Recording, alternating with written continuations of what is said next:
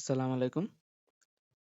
২০২৫-২৬ শিক্ষাবর্ষে masters professional ভর্তি ভিত্তিক এবং মেধা তালিকা নিয়ে একটি বিজ্ঞপ্তি পাবলিশ করেছে। যারা মাস্টার্সে আছো তারা কিন্তু এই নোটিশটি খুবই গুরুত্বপূর্ণ।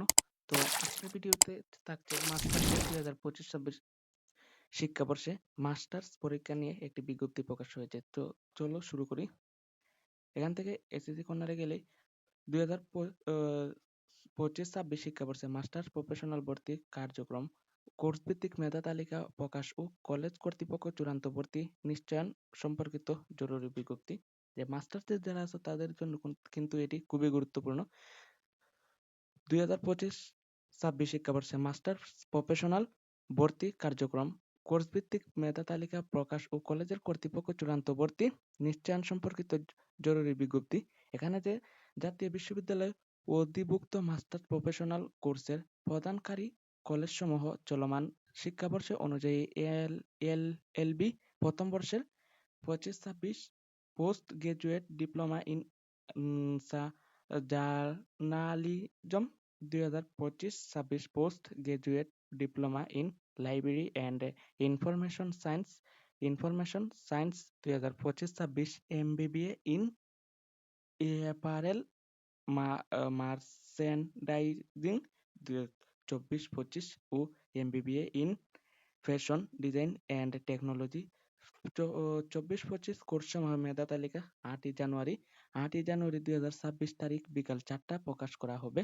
এটি কিন্তু এগুলা যে কোর্সের কথা বলা হয়েছে এটি ৮ তারিখ বিকাল ৪টার সময় প্রকাশ করা হবে এবং উক্ত ফলাফল SMS NU এটি স্পেস ATPN স্পেস রুল দিয়ে এটি টাইপ করে এটি 16 নম্বরে সেন্ড করতে হবে।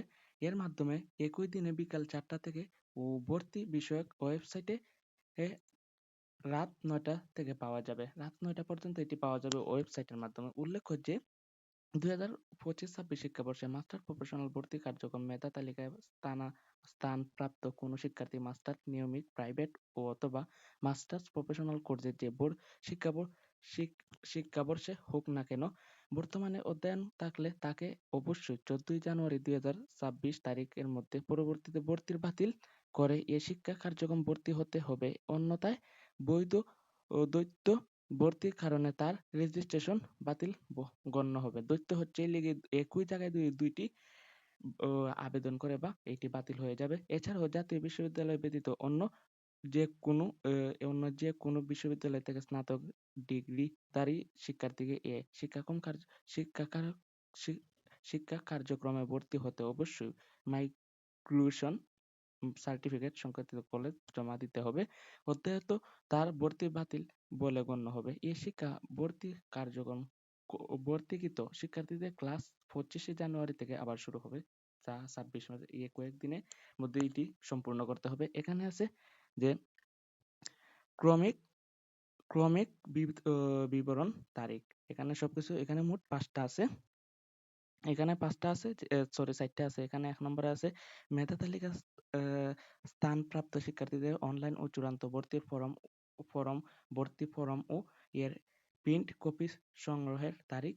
এখানে মেধা তালিকা স্থানপ্রাপ্ত শিক্ষার্থীদের জাতীয় বিশ্ববিদ্যালয় ভর্তি বিষয়ক ওয়েবসাইটে অ্যাপ্লিক্যান্ট লগইন অপশন থেকে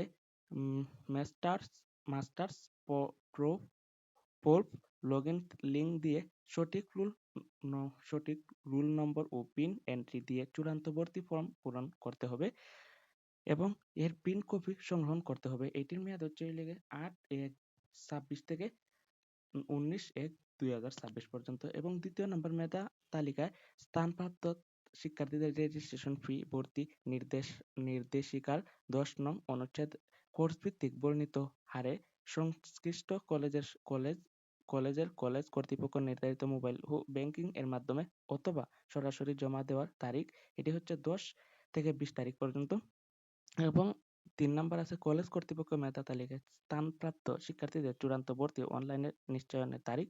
কলেজ কর্তৃপক্ষ 25-26 শিক্ষাবর্ষে মাস্টার্স প্রফেশনাল ভর্তি কার্যক্রম মেধা তালিকায় স্থানপ্রাপ্ত শিক্ষার্থীদের ভর্তি ফরমে প্রদর্শিত সকল তথ্য ছবি যাচাই করে চূড়ান্ত ভর্তি অনলাইন নিশ্চয়ন করতে হবে। কোনো শিক্ষার্থী ভর্তি ফরম প্রদর্শিত তথ্য ছবিতে অসঙ্গতি অথবা গোলমিল পরিলক্ষিত হলে সংশ্লিষ্ট কলেজের কর্তৃপক্ষ ওই শিক্ষার্থীর ভর্তি নিশ্চয়ন না করে বিষয়টি লিখিতভাবে ডিন, স্নাতকোত্তর শিক্ষা প্রতিষ্ঠান ও প্রশিক্ষণ ও গবেষণা কেন্দ্র বরাবর জানাতে হবে। যে প্রতিষ্ঠান কেন্দ্র এটি জানাতে হবে।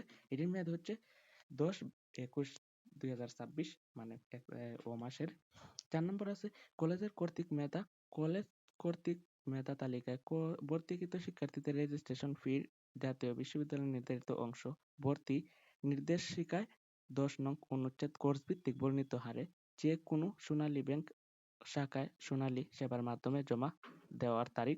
এটি হচ্ছে 20-1-2020 এই মাসের 22 তারিখ থেকে শুরু করে 28 তারিখ পর্যন্ত। এবং এ লক্ষ্যে কলেজের লগইন এর মাধ্যমে admission payment info masters proof অপশনে ক্লিক করে পে স্লিপ ডাউনলোড করবে। পে স্লিপ এর সংশ্লিষ্ট কোর্স এর শিক্ষাবর্ষে রেজিস্ট্রেশন ফি খাতের সঞ্চয় হিসাব নম্বর, এটি কিন্তু এই নম্বরটি উল্লেখ্য মোট টাকার অংশ লেখা থাকবে এবং এর প্রিন্ট কপি নিয়ে নিকটস্থ সোনালী ব্যাংকের শাখায় ফি জমা দিয়ে রসিদ সংগ্রহ করতে হবে। তো এই ছিল আজকের ভিডিও। এই ভিডিওটি যদি ভালো লাগে অবশ্যই চ্যানেলটিকে সাবস্ক্রাইব করবেন। আসসালামু আলাইকুম।